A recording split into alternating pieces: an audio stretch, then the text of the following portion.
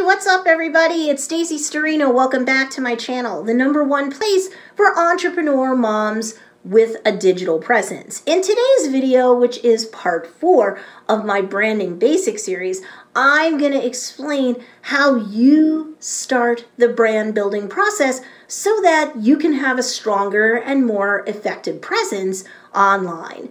So make sure you hit that like button if you're excited, and subscribe to get real-world help that entrepreneur moms like you need to succeed.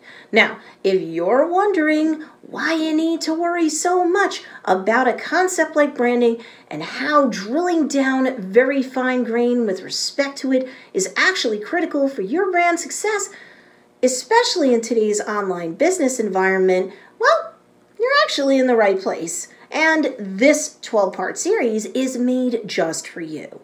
In part 3 of this series, I shared with you the 7 steps that you need to take in order to create truly effective branding. So if you missed that video, you definitely want to check it out.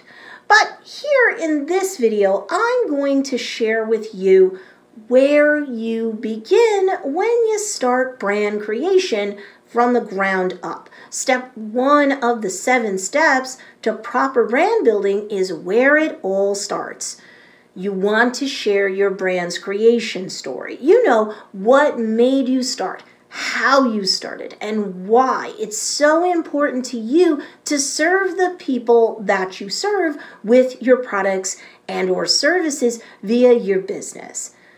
And in fact, when you first create that creation story, the first draft of it will probably cover the 5 W's and the H, or the who, what, where, when, why, and how of the start of your business. It'll probably focus on your perspective and your experience in terms of getting your business up off the ground. And that's great. You do need that information. But that's just the first draft. The second draft must take all of that information and place another layer on top of it, and that layer is the perspective of your ideal customer or niche. That perspective should likely have a very pronounced accent mark on the needs and desires of your niche. This way, when you're rewriting the creation story during that second draft, that 5 W and H sort of material should have a spin on it that speaks to your niche in words and phrases and or slang that they like, jargon that they use, and your creation story should be shared in such a way that when it's told, it answers your ideal customer's most important question: what's in it for me? So your creation story should therefore be told not just with language that your niche uses, so it resonates with them more, but there should always also be an element angling and or positioning your creation story so that it makes it clear that what you're doing, how you're doing it, why you're doing it, and so forth, all speaks to your niche and what they're looking for in terms of a brand experience. And the telling of your creation story should make clear how you're capable of or how you're going to address the needs of your niche. You know, solve their problems and or satisfy their deepest held desires. It's not about you, it's about them. But this is a way in which you can tell your creation story, which is of course about you and your business, while also making it clear that your business and how it came to be is all really about them at the end of the day, about serving your niche, your ideal customer, and how through your creation story, you're describing how you're uniquely qualified to serve them and that you get them and their needs. It's nuanced, but it works. When you give your business's brand a backstory and a personality that also resonates with the people who are supposed to hear that backstory or creation story, then it's more likely to speak to them, interest them, and take them that first step down the long-term journey of building what I call the KLT factor with them, the know, like, and trust factor. the more people know, like, and trust you, the more likely it is that they'll buy from you, continue to buy from you, and remain loyal to you and your brand. So that's why even this first element of branding, the creation story, can't just be all about you. It always has to incorporate the language, the wants, the needs, and the desires of your niche. Now look, if you're like, well, I don't know how to do that, no worries.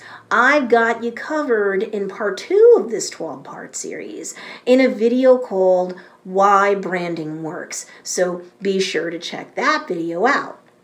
What I want you to come away with in this video is that your brand's creation story is the foundation that you lay before trying to build the house of what will be the rest of your brand and your daily business.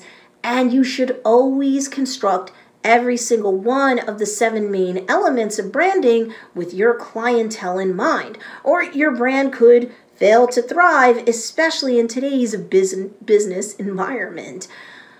Now, make sure you hit that notification bell, because in part 5 of this 12-part series, we'll discuss building your brand creed and why you really do need a creed. You know what? Before I forget, I've got something that might come in handy for you, especially if you're struggling with things like coming up with a free content marketing strategy that could get you more traffic and can close more sales in, say, 30 days or less.